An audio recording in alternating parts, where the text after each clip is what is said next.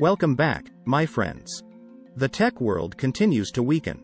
Today, Lyft shares tanked after the company issued weak guidance in its earnings report. Lyft said it expects to make roughly $975 million in revenue next quarter. And that is lower than the $1.09 billion analysts expected by Wall Street. Lyft recorded 20.3 million active riders in the fourth quarter. That is basically flat from the previous quarter. But it is up 8.7% year over year. The company's guidance projects that revenue has peaked. And it is now on the way down. The list of tech companies with weakening financials just continues to get longer. If you follow this channel, you already know that Lyft is laying off 13% of its workforce. I suppose that we all could have predicted it. After all, Lyft has never been profitable. And investor sentiment has changed. Unprofitable tech companies that have lived off continued financing for years are now forced to become profitable. And for many of those companies, that means layoffs. What does it mean for big tech companies? What does it mean for the economy? And what does it mean for the future of the United States? But before we get into all of that, please press the like button and leave us a comment below. We would love to hear from you. Please subscribe and hit the bell icon so that you are notified of upcoming videos when they are released. Lyft shares tanked 30% after company issued weak guidance. Lyft shares fell more than 30% during after-hours trading. Here are the key numbers for its fiscal fourth quarter of 2022. Adjusted loss per share was 74 cents. Revenue was $1.18 billion. That is compared to $1.16 billion expected by Wall Street analysts. Lyft said it expects to make roughly $975 million in revenue in the fiscal first quarter of 2023. That is lower than the $1.09 billion Wall Street analysts expected. Lyft also expects to earn between $5 million and $15 million in the first quarter. That's a pretty wide range. It suggests that Lyft's business is becoming less predictable. Our Q1 guidance is the result of seasonality and lower prices, including less prime time, CFO Elaine Paul said in a statement. During some periods, there's more demand from passengers than drivers. That is when the company can earn more. Additionally, our different insurance renewal timing puts differently timed pressure on our P&L, she added. We are not waiting for that to normalize to achieve competitive service levels. We are focused on driving greater growth and profitability, Paul continued. Lyft reported 20.3 million active riders in Q4. That is effectively flat from the third quarter.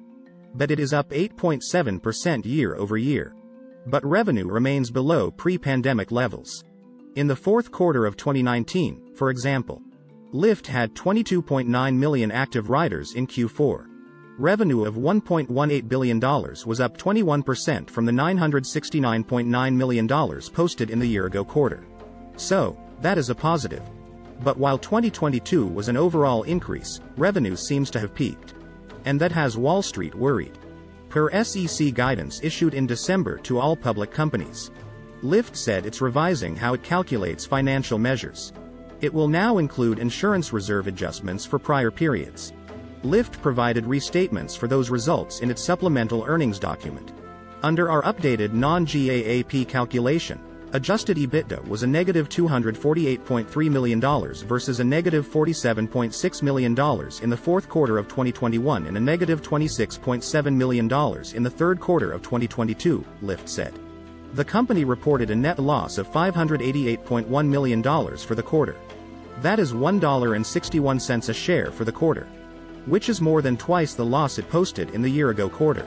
It attributed $201.3 million of that to stock-based compensation and related payroll tax expenses. Lyft began its restructuring in November. At that time, it was an effort to reduce operating expenses. Like every other company, Lyft faces macroeconomic challenges. The costs associated with the restructuring efforts don't reflect the performance of Lyft's ongoing operations, however, Lyft said. Across town, Uber reported earnings on Wednesday that beat analyst estimates. Uber posted its strongest quarter ever. Revenue up 49% year over year for Uber. It said the number of active drivers on the road hit an all-time high during the quarter. Uber said that it surpassed 2 billion trips in a single quarter for the first time ever. So, Uber seems to be making progress toward the goal of cash flow profitability. 2 months ago, Lyft announced that it is eliminating 13% of its workforce. The layoff was across the board and impacting all teams. "We foresee a probable recession sometime in the next year," said Lyft CEO Logan Green at that time. Also, rideshare insurance costs are rising, Green continued. Shares of Lyft fell 68% in 2022. The market capitalization of Lyft is now less than $5 billion. Just to review, the market capitalization of a company is the per-share price multiplied by the number of shares outstanding that can be traded on exchanges. You can think of the market capitalization as being the total value of the enterprise, around what it would cost to buy the whole company. Lyft had about 5,000 employees. So, 13% of that would be 650 positions that were cut. "We are not immune to the realities of inflation in a slowing economy," CEO Green said. "We need 2023 to be a period where we can better execute without having to change plans in response to external events," Green noted. "And the tough reality is that today's actions set us up to do that," Green added. The news of layoffs comes in the wake of a reported driver shortage last spring. Layoffs have hit the tech industry hard. Employers are worried about an impending recession. If you follow this channel, you already know that many tech companies have already announced layoffs. Fortunately, everything is not doom and gloom for Lyft. For example, top-line revenues rose for the past year. But given their weak guidance, revenues could have peaked, at least temporarily. Total revenue exceeded pre-pandemic revenue for the first time. It is fair to say that Q3 earnings were weak or weakening in most companies, aside from oil companies. This year, it is clear that Wall Street analysts are valuing profitability over prospective growth.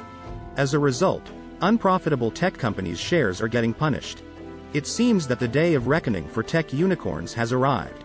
And all companies are forced to either be profitable, find a merge partner, or die. The window for initial public offerings is effectively closed.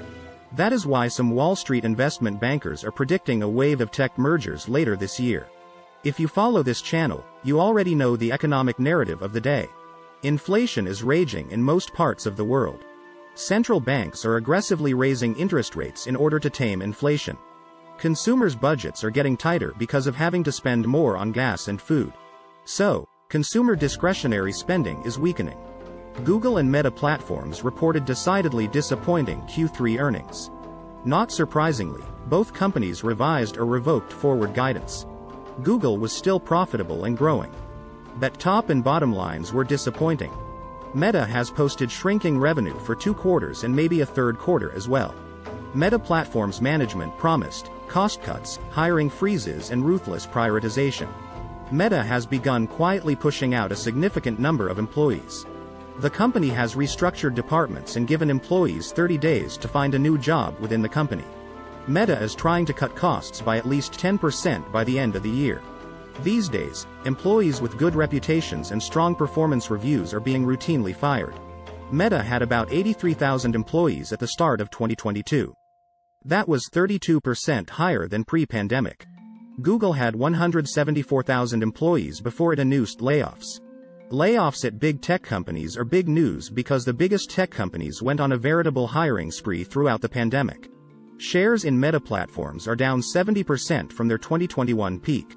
And the market capitalization of Meta has fallen by over $685 billion since its all-time peak in September 2021. The market capitalization of Google is down 30% from its all-time high. Speaking at the Vox Code conference, Google CEO Sundar Pichai said that Google needs to be 20% more productive. Although he did not give details on exactly how that would be done. Snap has publicly announced layoffs of 20% of its employees. This comes after Snap grew its headcount by 65% since the start of the pandemic. Google, Meta, and Snap are probably the most notable of the companies reducing headcount. But there are many others. But, what do you think? Please leave us a comment below and hit the like button. We would love to hear from you. Please subscribe and hit the bell icon so that you are notified of upcoming videos when they are released. Please share this video on social media. Thank you for watching.